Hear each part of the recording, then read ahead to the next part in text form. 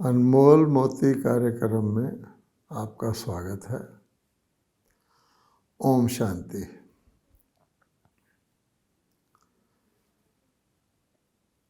मनुष्य के मन में परमात्मा के बारे में कई प्रश्न उठते हैं। अगर परमात्मा हमारे परमपिता हैं तो हम उनकी संतान दुखी क्यों हैं? अगर परमात्मा सर्वशक्तिवान हैं तो क्या वो हमारे दुख को दूर नहीं कर सकते? अगर परमात्मा स्वर्ग के रचयिता हैं तो हम उनकी संतान स्वर्ग में क्यों नहीं हैं? अगर परमात्मा दुख हरता सुख करता है तो हमारे दुख हर के वो हमें सुखी क्यों नहीं कर देते? और अगर सब कुछ परमात्मा के हुक्म से ही होता है तो हम गलत काम क्यों करते हैं? परमात्मा हमें गलत काम करने ही क्यों देते हैं? उनके हुक्म से तो सब काम अच्छे ही अच्छे होने चाहिए। फिर धर्म ग्लानि क्यों है? इतना पापाचार क्यों है? इतना दुराचार, भ्रष्टाचार, अत्याचार, अनाचार जो हम चारों तरफ देख रहे हैं क्यों है? अगर परमात्मा सत्यम शिवम सुंदरम है तो फिर दुनिया में इतनी अस्वच्छता, इतना कुछ ना देखने योग्य क्यों हो रहा है? ये सारे प्रश्न मनुष्य के मन में उठते हैं। तो अवश्य है कि हम परमात्मा के बारे में ठीक नहीं जानते, और अगर किसी से कुछ प्राप्ति करनी हो तो चाहे वो कोई भी हो, इतना भी बड़ा हो, विशाल हो, इतनी भी शक्तियों को धारण किए हुए हो, अगर हम उसके बारे में सही ज्ञान नहीं रखते कि हमारा उससे क्या संबंध है, वो हमें क्या दे सकता है और क्या नहीं दे सकता है, और किस संबंध में हमें उससे क्या मिलता है, और मिलने का कोई समय भी होता है, तब तक बड़े से बड़ा परमात्मा को कहा ही जाता है सबसे बड़ा, ऊंचा तेरा नाम है, ऊंचा तेरा धाम है, ऊंचा तेरा काम है, ऊंचे से ऊंचा है, हमें कुछ भी प्राप्त नहीं हो सकता। जैसे मान लीजिए सेना का कमांडर इन चीफ होता है। अब उसके पास बहुत शक्तियां होती हैं, लेकिन सेना के कमांडर इन चीफ की शक्तियों को जानना, वो शक्तियां किस संबंध और किस संदर्भ में हैं और उसकी शक्तियां किसके लिए उपयोगी हैं, उसको जाने बगैर कोई भी व्यक्ति उससे कुछ प्राप्ति नहीं कर सकता। और फिर उनसे मिलने का समय भी, अगर किसी को कोई प्राप्ति का कोई अधिकार है, मान लो सेना का कमांडर इन चीफ को पावर है कि जो वार विडोज हो जाती हैं, अर्थात जो नारियां सैनिकों के शहीद होने पर विधवा हो जाती है, उनको उन्होंने कुछ रिलीफ देना है, तो उसके लिए भी फिर समय निश्चित किया जाता है, स्थान निश्चित किया जाता है, कौन उसका एंटाइटल्ड है वो निश्चित किया जाता है। केवल उन्हीं को उसी समय पर, उसी स्थान पर उस चीज़ की उपलब्धि हो सकती है। इसलिए मनुष्य अगर इस प्रकार की बातों को कहने लग जाए कि परमात्मा सर्वशक्तिवान है, वो सब कुछ कर सकता है, अब थानेदार को भी कुछ शक्तियाँ होती हैं, तो क्या थानेदार चोरों को भी रिलीज़ कर सकता है? थानेदार का काम चोर को पकड़ना है या रिलीज़ करना है? थानेदार की शक्ति का अर्थ ये तो नहीं है ना। जैसे हम जानते हैं बचपन में किसी लड़के ने पढ़ाई तो की नहीं और स्कूल के पेपर पूरी तरह एग्ज़ामिनेशन हुआ, कर नहीं सका, उसके नीचे लिख दिया खजाने की चाबी तेरे पास है, अगर पास कर दो तो क्या बात है। मास्टर जी आपके हाथ में कलम है, 100 में 100 ना सही 100 में 60 नंबर ही दे दो, 50 ही दे दो, पास तो कर सकते हो। अब चाबी उसके हाथ में है, इसका ये मतलब तो नहीं है कि वो ऐसे ही अनटाइटल्ड नंबर दे देगा। मेरे साथ तो अपने जीवन में एक घटना हुई है। जब मैं बच्चा था तो मैं देखता था मेरे पिताजी के पास चेक बुक होती थी बैंक की। वो कोई व्यक्ति आते थे, उनको चेक काट के देते थे, मैं देखा करता था। किसी को वो 50 रुपये का चेक, उन दिनों तो 50 रुपये भी बहुत होते थे, किसी को 100 रुपये का, किसी को 20 रुपये का काटते थे। मैं मन ही मन में सोचता था इनके पास चेक बुक है, कुछ भी लिख सकते हैं, ये 1000 रुपये का चेक क्यों नहीं काट देते? क्योंकि मैं अबोध था, मुझे मालूम नहीं था। इसलिए भगवान को जानना ही काफ़ी नहीं है, लेकिन परमात्मा जो है, जितना है, जैसा है, जिस उससे साथ हमारा क्या संबंध है, और जो अगर उसके साथ हम अनेक संबंध भी मान लें तो फिर किस संबंध से किस समय पर हमें क्या प्राप्ति हो सकती है, और प्राप्ति के लिए, किसी प्राप्ति के लिए कौन सा संबंध हमें उससे जोड़ना है, जब तक हम इसको नहीं जानते तो हम सिर्फ बीटिंग अबाउट द बुश करते रहेंगे, हम कोशिश करते रहेंगे, लेकिन हमें हासिल कुछ नहीं होगा। फिर हम कहेंगे इतनी मेहनत भी करते हैं, प्राप्ति तो कुछ भी नहीं होती। आजकल आप देखेंगे प्रायः लोग परमात्मा को याद करने बैठते हैं, सच्चे दिल से याद करने बैठते हैं, वे सच्ची उम्मीद और आस लगा के याद करने बैठते हैं, फिर भी वो संशय में आ जाते हैं। कुछ समय के बाद पता नहीं परमात्मा ये करेगा कि नहीं करेगा, फिर वो अपने सामान्य जीवन के अंदर आकर के सामान्य लौकिक तरीके से ही अपने जो कुछ उन्हें चाहिए होता है उसके लिए वो प्रयत्न करना शुरू कर देते हैं।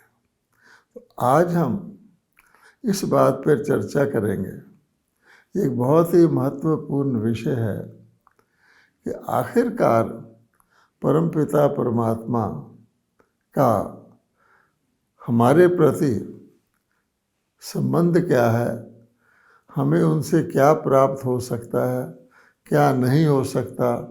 विषय तो बहुत बड़ा है, परंतु जितना हम आज इस बात में समझ सके उतना हम प्रयत्न करते हैं। पहली बात यह है कि मनुष्य समझते हैं कि परमात्मा ने ही हमें ऊपर से, परम धाम से धरती पर भेजा है। क्या ये सत्य है? दूसरी बात कि बीच बीच में परमात्मा मैसेंजर्स, जिसको पैगंबर कहते हैं, उनको भेजते रहते हैं ताकि हम जो असली राह पर चलने के लिए धरती पर आए थे, प्रेम की, शांति की, भाईचारे की, एक दूसरे के लिए सद्भावना की, उससे जैसे जैसे हम भटकते गए तो परमात्मा ने ऊपर से अपने पैगंबर यानी मैसेंजर, या जिसको कहते हैं पैगाम देकर उन ऊंची आत्माओं, श्रेष्ठ आत्माओं को भेजा कि धरती पर जाओ और मनुष्यों को बताओ कि असली तुम्हें प्रेम प्यार से रहना चाहिए, भाईचारे से रहना चाहिए, तुम सब आपस में भाई भाई हो, इंसान हो, आत्माएं हो, इस प्रकार से हम मानते आए हैं। और हम ये भी मानते आए हैं कि एक मैसेंजर आए, फिर दूसरे आए, ऐसे पैगंबर आते गए आते गए आते गए, जिसको हम कहते हैं कि मुख्य मुख्य उन्होंने धर्म स्थापित कर दिए। अब धर्म स्थापन कर दिए, उससे सारी दुनिया की आत्माओं में, मनुष्यों में प्रेम प्यार बढ़ा, या कि देखा हमने ये कि प्रेम प्यार बढ़ा नहीं, बल्कि जैसे होता है कि अलग अलग धर्म होने के कारण से ये भी एक मानवता में बंटवारे का मुख्य कारण बन गया। और फिर आगे चलकर हमने देखा कि बड़े बड़े पैगंबर आने तो बंद हो गए, जिसको हम पैगंबर कहते हैं। हर धर्म के अंदर भी जितने भी उन्होंने स्थापित किए थे, उसके अंदर भी एक प्रकार से बंटवारा हो गया, भिन्न भिन्न उनकी शाखाएं बन गई, उपशाखाएं बन गई। तो आज हम दुनिया में क्या देखते हैं कि जो मुख्य आधार होता है जीवन का, जिसको लोग धर्म कहते हैं, धर्म के नाम की बात नहीं है, नामों के धर्म नहीं, लेकिन जीवन में मानवता की धारणा, जिसको कहते हैं जीवन में श्रेष्ठता की धारणा, जिसको ही हम मोटे रूप से आपस में भ्रातृ भाव, आपस में शुभ भाव ये चाहिए, वो बढ़ते बढ़ते बढ़ते बढ़ते उसका उल्टा ही प्रभाव हुआ है। आज जिस स्थान पर हैं, लोग ये कहते हैं, कहने लग गए हैं कि जितने युद्ध, जितनी लड़ाइयाँ, जितने झगड़े धर्मों के नाम पर हुए हैं, शायद और किसी कारण से नहीं हुए। आप बताइए, तो हमें चेक करना चाहिए कि ये जो पैगंबर आए, क्या सचमुच ये परमात्मा से मैसेज लेकर आए, क्या परमात्मा ऊपर से इनके द्वारा कोई मैसेज भेजता है? क्या वो एक ही प्रकार का मैसेज होता है? अगर एक ही था तो सब एक ही बात कहते, लेकिन हम देखते हैं मोटे रूप से हम कह देते हैं सभी धर्म भाईचारा सिखाते हैं, प्रेम प्यार सिखाते हैं, लेकिन जो उनकी धार्मिक पद्धतियां हैं उसमें तो बहुत एक दूसरे से भिन्नता है और बहुत सारा फर्क है।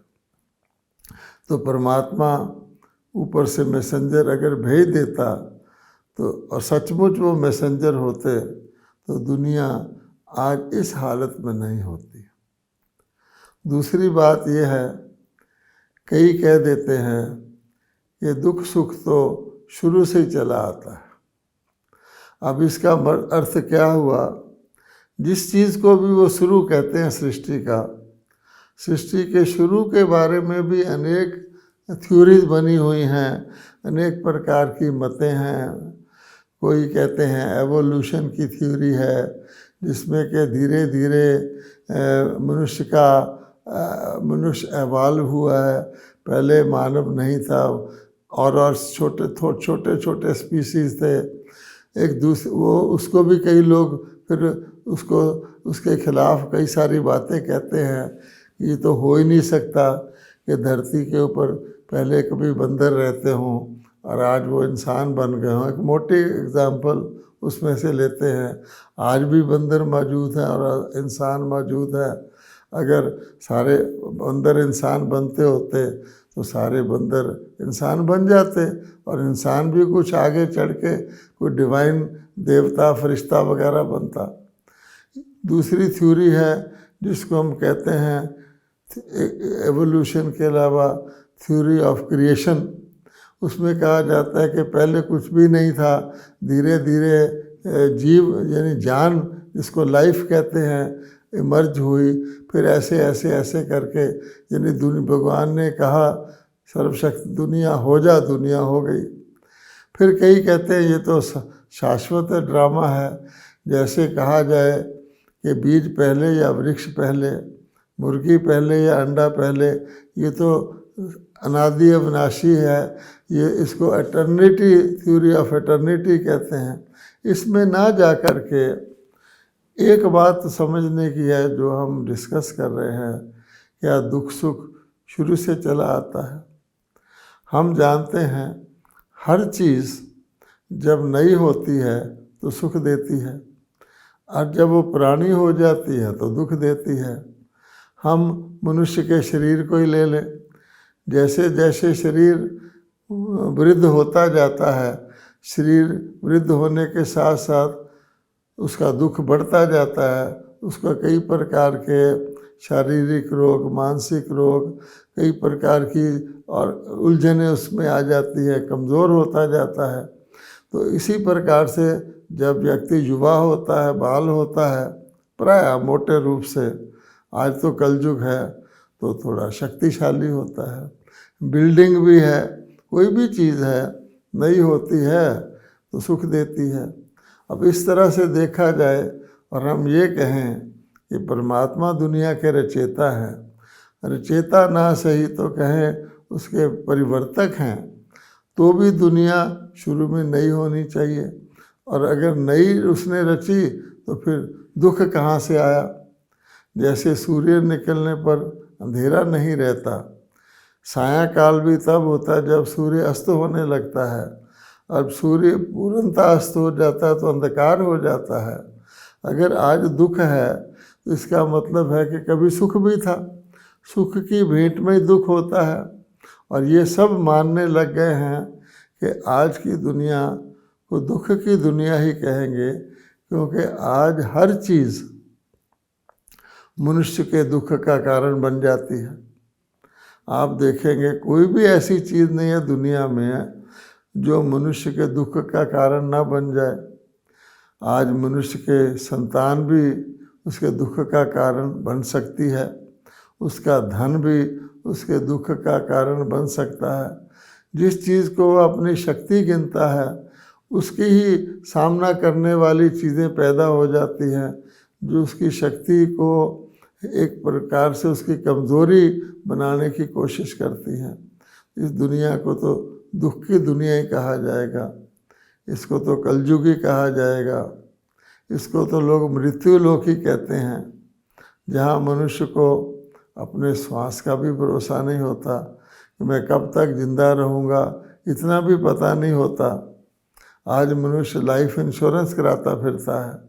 तो ऐसी स्थिति में ये कहना कि परमात्मा ने ही दुख सुख का संसार रचा, परमात्मा दुख का संसार भी रचता है, ये भी एक प्रकार की चीज़ जो है क्वेश्चनेबल है। तो ऐसी विभिन्न और विपरीत प्रकार की मान्यताओं में एक सामान्य व्यक्ति, जैसे कि जिसको कहते हैं ना, उलझन में पड़ जाता है, मूझ जाता है, भूल भुलैया में पड़ जाता है।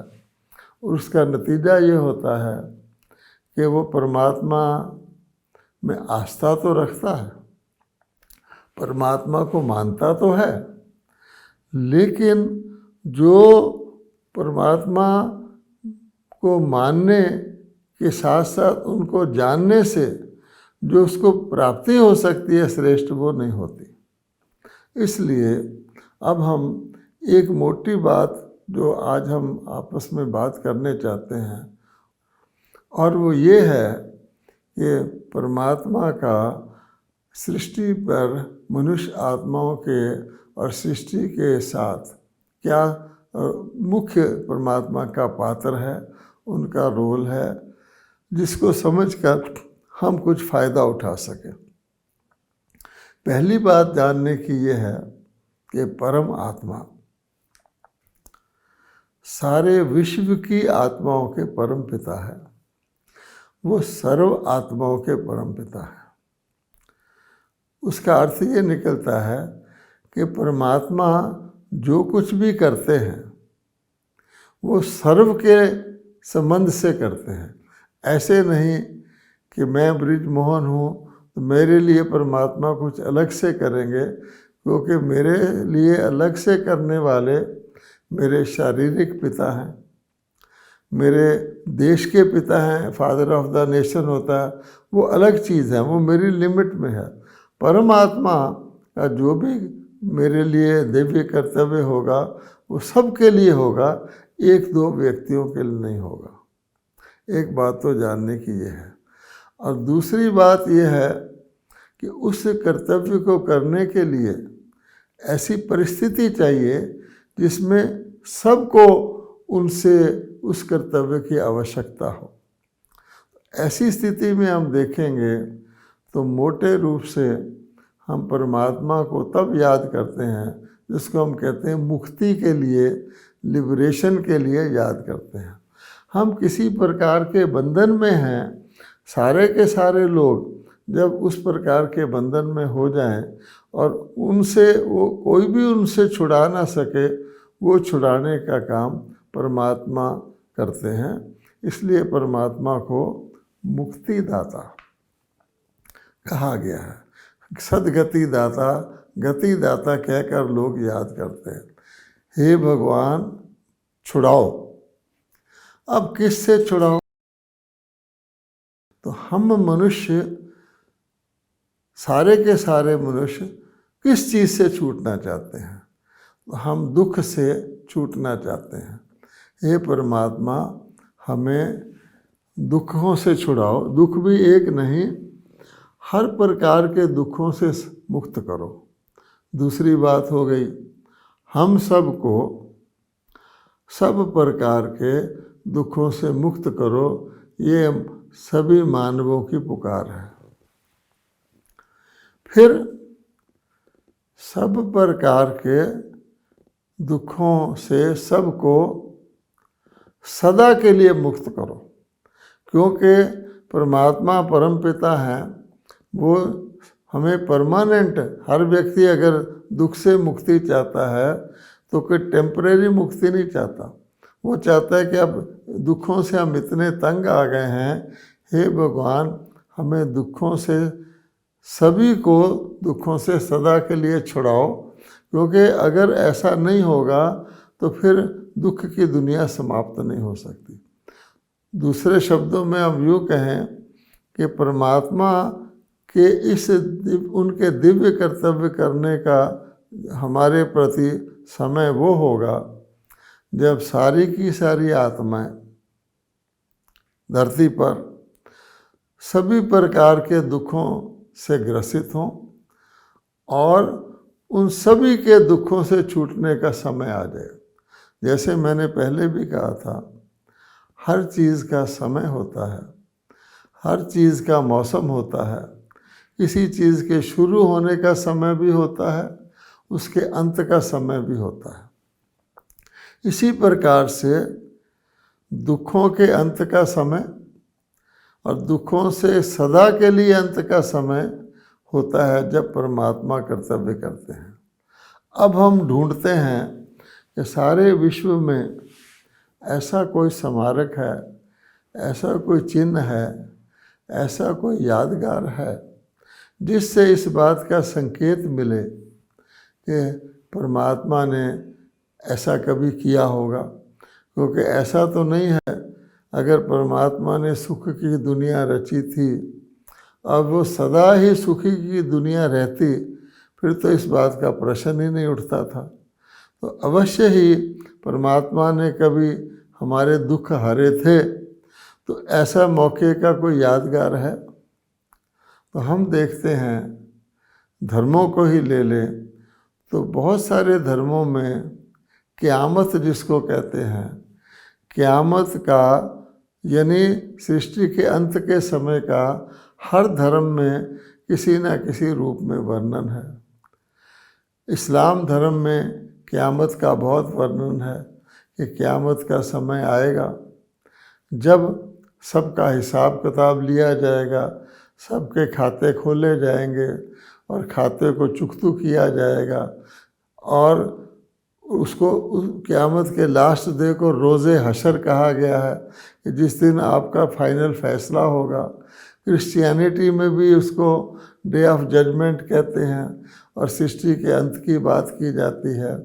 भारत के अंदर भी हम जानते हैं कि विनाश का जिक्र आता है, महाविनाश का जिक्र आता है, यहाँ तक कि उसको प्रलय का शब्द कह दिया गया है, भगवान को महाकाल कह दिया गया है।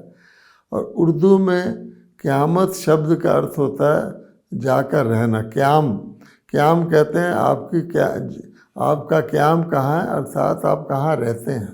अर्थात इस सृष्टि नाटक में अपना पाठ करने के बाद आत्माएं वापस जा कर के कहीं पर रहें, उस जगह को क़यामत, उस समय को क़यामत का समय कहा जाता है। तो सार ये निकलता है कि मनुष्य आत्माएं परम धाम से, परलोक से, जहाँ पर के वो पवित्र बिल्कुल अपनी शुद्ध स्थिति में रहती हैं, बिल्कुल पावन रहती हैं, इसलिए वो ऊंचे से ऊंचा धाम में हल्के से हल्की आत्माएं रहती हैं और उनकी परम धाम से कहीं भी जाने की स्पीड बिल्कुल एक संकल्प में कहीं से कहीं पहुंच सकती हैं, वो परम धाम पहुंच सकती हैं। वहाँ से आत्माएं इस सृष्टि नाटक में अपने अपने समय पर आकर के यहाँ शरीर धारण करके पाठ बजाना शुरू करती हैं। ये तो हम समझ सकते हैं सृष्टि नाटक है जिसकी आबादी बढ़ती जा रही है और बढ़ते बढ़ते अब सारी ही आत्माएं धरती पर आ गई हैं। अब सुख का पाठ भोगने के बाद जब आत्माओं के अंदर वो पवित्रता नहीं रहती, उनकी शक्ति कम हो जाती है, तो फिर वो दुख के पाठ में आ जाती हैं। तो दुख सुख घटते घटते घटते घटते घट जाता है और फिर दुख बढ़ते बढ़ते बढ़ते बढ़ जाता है। अब जब अति दुख हो जाता है तो आत्माओं को तो अपने कर्म के हिसाब से पुनर्जन्म लेते ही रहना है और हर अगला जन्म जो है उनके और दुख का जन्म बनता है। इसलिए फिर आत्माएं परमात्मा को याद करती हैं। परमात्मा कहते हैं कि मेरा जो आत्माओं के प्रति पाठ है, तरस का है, रहम का है, उनको दुख से छुड़ाने का है, इसलिए परमात्मा को दुख हरता कहा जाता है। तो परमात्मा का कार्य मनुष्य आत्माओं को वापस ले जाने का है। यानी जो आत्माएं धरती पर आ जाती हैं उनके अंदर अपवित्रता आ जाती है, कर्म का बंधन आ जाता है, वो अपने आप यहाँ से वापस परम धाम नहीं जा सकती। उनकी अपवित्रता को दूर करके परमात्मा को उन्हें परम धाम ले जाना होता है। अर्थात परमात्मा का पाठ ऊपर से नीचे लाने का नहीं है, बल्कि नीचे जब वो फंस जाती हैं, बंधन में आ जाती हैं, उनको वापस ले जाने का है। इसके लिए फिर परमात्मा कहते हैं कि सृष्टि नाटक का अंत करना। जैसे कोई वृक्ष जब सूख जाता है तो उसके अंदर फिर बीज निकल आता है। सृष्टि नाटक का अंत करना, नहीं तो आत्माएं अगर ये नाटक चलता रहेगा तो और ज़्यादा दुख, अति दुख के बाद तो कुछ होता ही नहीं है। तो कहते हैं अति के बाद इति होती है, अंत होता है।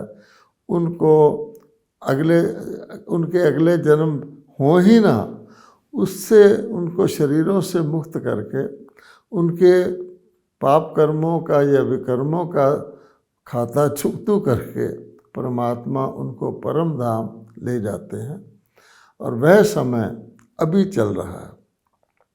अगर गीता का श्लोक उठाएं कि विनाशाय च दुष्कृताम, के पाप कर्म करने वालों को शरीरों से मुक्त करके बहुत बड़ा जिक्र आता है, जिसमें बताया जाता है कि महाभारत के बाद आत्माएं मच्छरों की तरह निकल करके परमात्मा कहते हैं मेरे पास आ रही हैं। आत्माओं का तो नाश नहीं होता, लेकिन उन्हीं को इस बंधन से छुड़ाकर परमात्मा परम धाम में ले जाते हैं। और ये कार्य वर्तमान समय चल रहा है।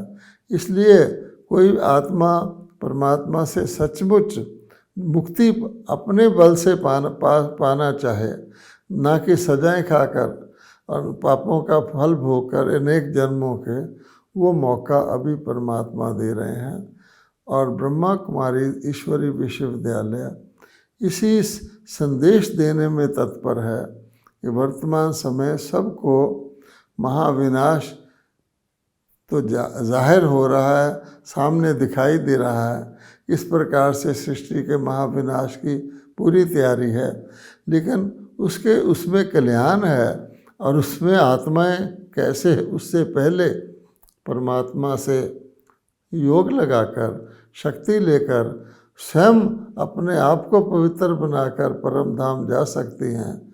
उसी के लिए भारत का प्राचीन राजयोग, जिसका थोड़ा बहुत वर्णन भगवत गीता में है, वो प्रसिद्ध है और उसी राजयोग की शिक्षा ब्रह्मा कुमारी द्वारा वर्तमान समय दी जा रही है। कोई भी जिज्ञासु इसको जान करके लाभ ले सकता है।